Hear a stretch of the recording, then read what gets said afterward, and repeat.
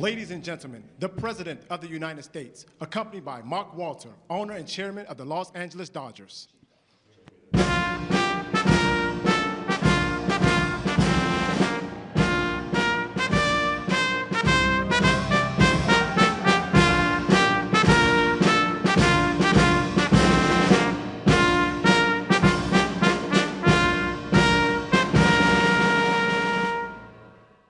Good-looking group. I see some people oftentimes, like politicians behind me, it's not so pretty. That is a very good-looking group of people. And I'm thrilled to welcome to the White House, and very special people, actually, very talented people, the 2024 World Series champion, the Los Angeles Dodgers.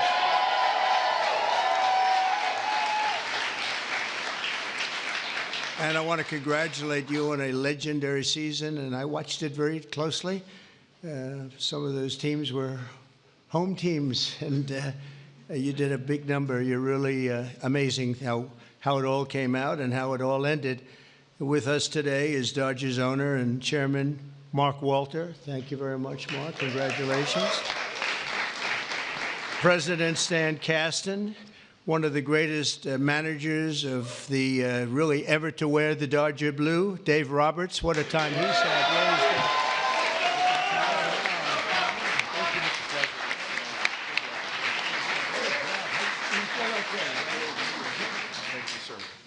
That's great. What a job. I think he would have lasted even with George Steinbrenner, right? I love George, but he was very quick. He would, you lose 2 games and you were fired, right? Great job, Dave. Also want to recognize Secretary of Agriculture. We have some great people, Brooke Rollins, who, you know, when I came to office, they said the eggs are gone through the roof. Eggs. I said, what the hell are they talking about? I was there for 4 days and they were blaming me for eggs, and they've gone up like 6 times or something, some record number, you couldn't get them. And I gave it to Brooke, and I just saw the other day they're down 73%, right? That's pretty good. And the press doesn't mention that. Nobody talks about it, so don't, but I know. Secretary of Labor, Lori Chavez DeRimmer. Thank you. Congratulations. The Chief of Staff, Susie Wiles, who's a big Dodger fan, by the way. Susie, thank you. And we have also Representatives Kevin Kiley, Congressman Kevin Kiley, Young Kim, thank you, congratulations, great job.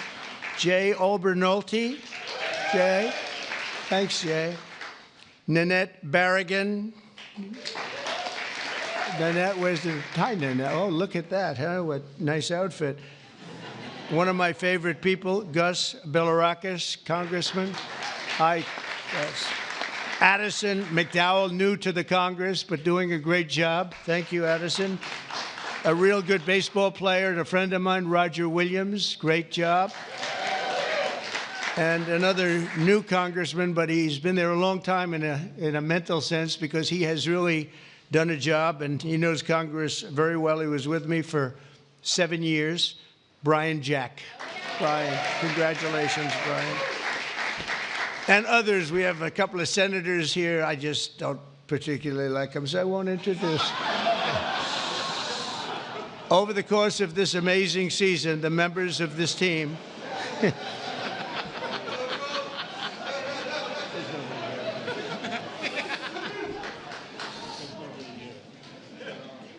I didn't think it was that big a deal, actually. It's Washington.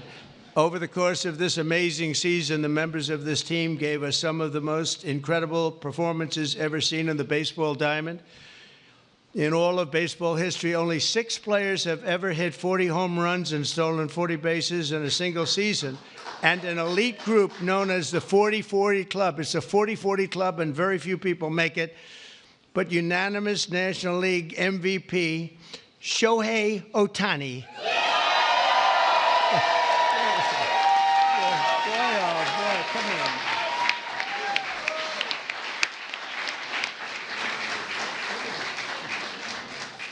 Looks like a movie star. He's got a good future, I'm telling you. He shattered all of those records last year. Think of it, all of them. And he did something even more because he became the first ever member of the 50-50 club. So 40-40 is top.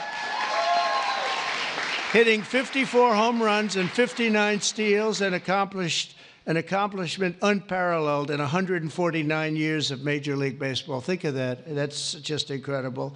Even more incredibly, Shohei clinched that achievement in what some have called the greatest game ever. Was it that good of a game? Huh? That was a pretty good game, actually, right there? Is he good? It's only getting better. And he's getting better. Getting better. That's scary for a lot of people, huh? Even more incredibly, Shohei clinched the achievement. I mean, it really was, and at a time that, at an age that nobody ever thought was possible. On September 19th, 2024, he did the unthinkable by going 6 for 6. This is a pretty amazing. I didn't realize it was that good. I saw that game, 6 for 6 against the Marlins with 3 homers, 10 RBIs, and a pair of stolen bases. Other than that, it was not a great game. How many people have gone 6 for 6? Just period, right? Not very much, right? Maybe a dozen. Maybe a dozen. Amazing. As you know, the Dodgers were down a lot of talent on the mound last season due to injury. The resilient group used 40 different pitchers, the most ever by an eventual World Series championship team. They had to go and get them. I don't know how they got them and where they got them, but they got them because they won. I know you especially miss the heart and soul of the pitching staff, Clayton Kershaw, who is really fantastic.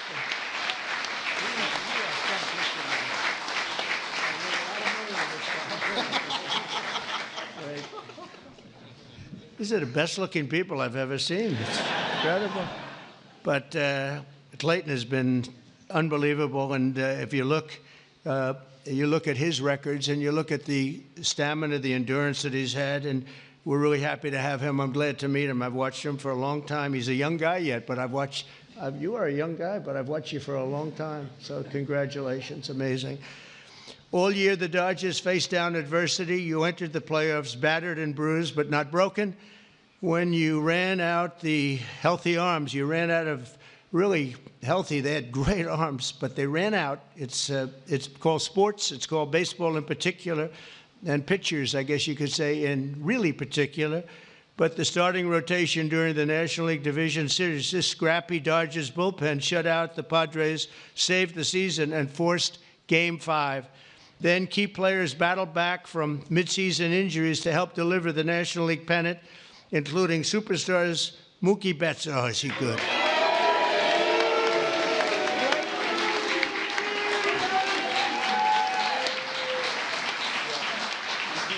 Good looking.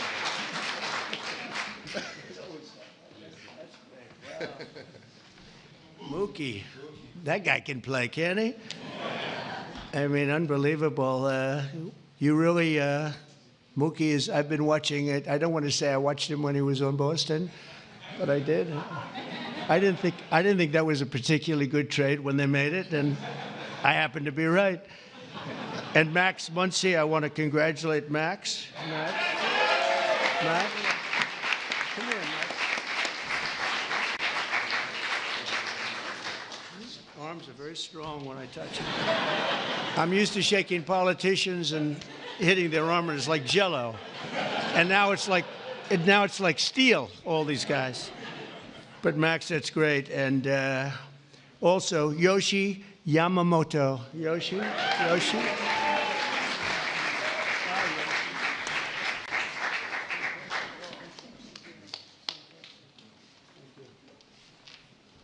Wow, what great athletes. And, of course, series MVP, Tommy Edman. That was an MVP series.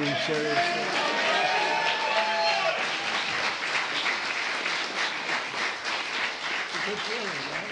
With all these guys you're the guy, right? Yeah, that's pretty good. That's a lot of talent you had to beat out there for the MVP, but they all had an incredible. Tommy was 407 with 11 RBIs in 6 games. That's not bad, right? That's not bad. Great job. When it counted, too. Next came the blockbuster World Series against another iconic team known as the New York Yankees. I love the Yankees. George was a great friend of mine. He had very few friends, but he was.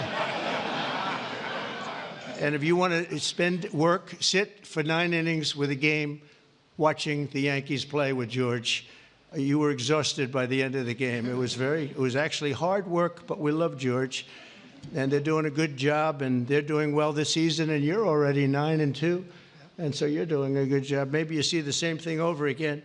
In Game 1 of the World Series, Freddie Freeman, on a sprained ankle, he's a great player with a broken finger and a broken rib, channeled Kirk Gibson's legendary walk-off home run in Game 1 of the 1988 World Series. That was a game that pretty much everybody remembers. He could hardly swing the bat, but he swung it one time, and it was a shot.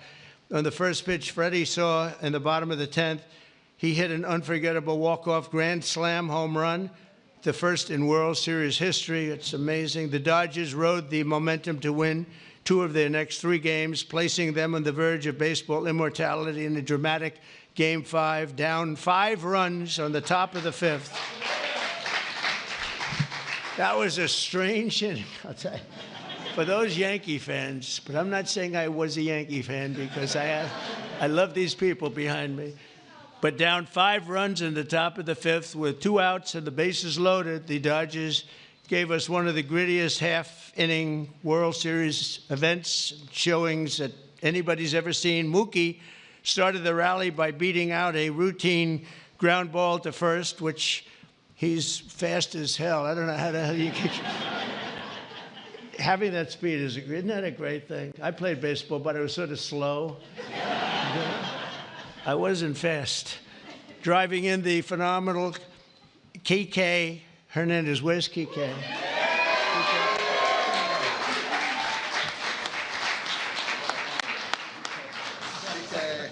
It's a hell of a group.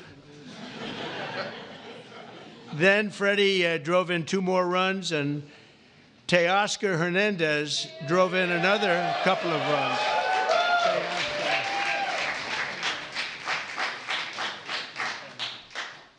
That's a group. Teoscar, so you're doing well this season, too? A little bit. Yes, that's what I heard. That's what I heard. After a few dominant innings from Blake Trainen. Where's Blake? I heard dominant, right? That's dominant.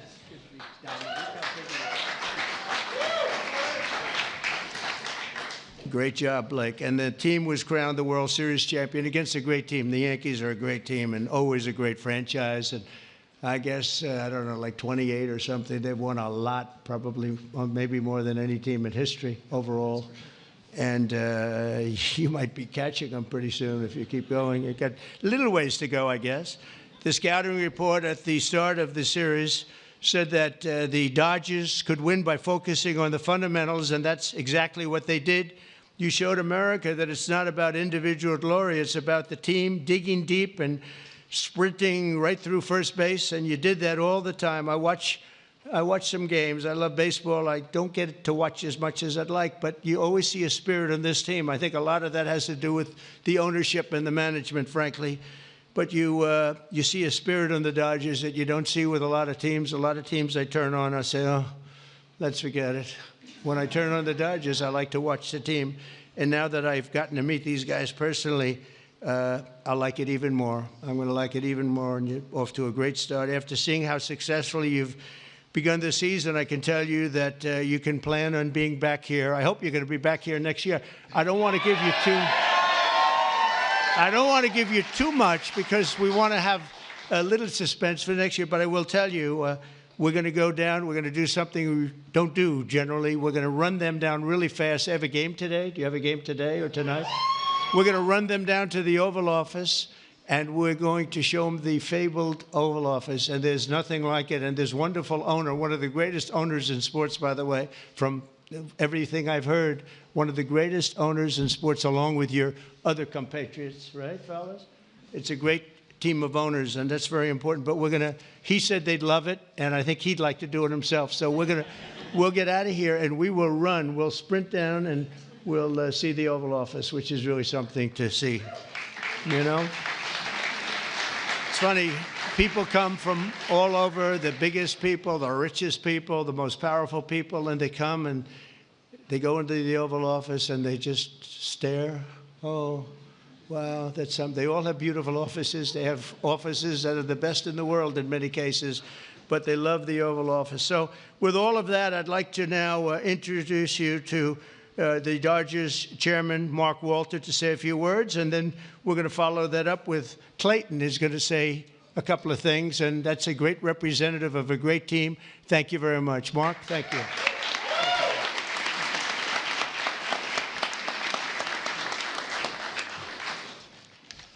Well, thank you very much. We're very pleased to participate in the tradition of bringing champions to the White House.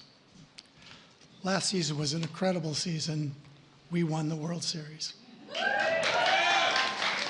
Second time in 2020, and since 2020, and only 8 times in our seasons, our history. We played in front of almost 4 million fans, and we had many millions more on television. Our global following has soared, and not only from Shohei Ohtani, but also from Mookie Betts, Freddie Freeman, Clayton Kershaw, and many, many more. Alongside this on-field success, we have been deeply immersed in our community. Our players and managers have supported have each had foundations and support for communities. Our trust last year has committed $100 million to help Chicago or LA Fire. And so on behalf of the organization, I want to thank you. Thank you very much.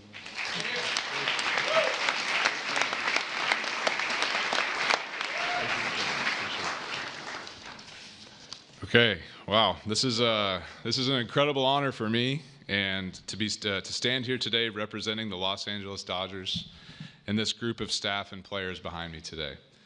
The 2024 Los Angeles Dodgers season is one that will go down the history books, always holding a special place in the hearts of myself and those there with me, as well as millions of Dodger fans around the world. This organization exemplifies what it means to come together as one for a greater purpose and to represent something so much bigger than themselves. The selflessness and humility that each one of these players and staff have shown over the last year is truly an inspiration. They have constantly played hurt, switched positions, and taken the ball to put the team first. As a spectator for our championship run last year, I was in awe of this group. Their unwavering confidence, coupled with the selfless pursuit for team excellence, was an inspiration. That is why I'm so grateful to get to speak today on their behalf, as I know none of them would say this about themselves. Moving forward, I hope the 2024 Dodgers can serve as an inspiration to many like they were to me, not just in sports, but in life, remembering to put others before ourselves.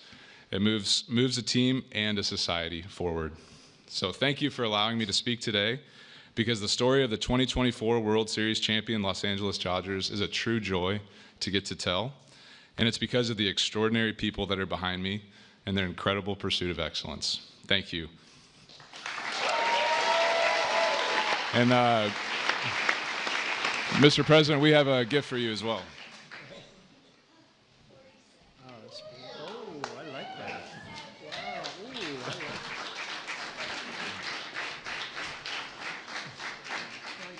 Come on, Mark. Oh, they're going to move it.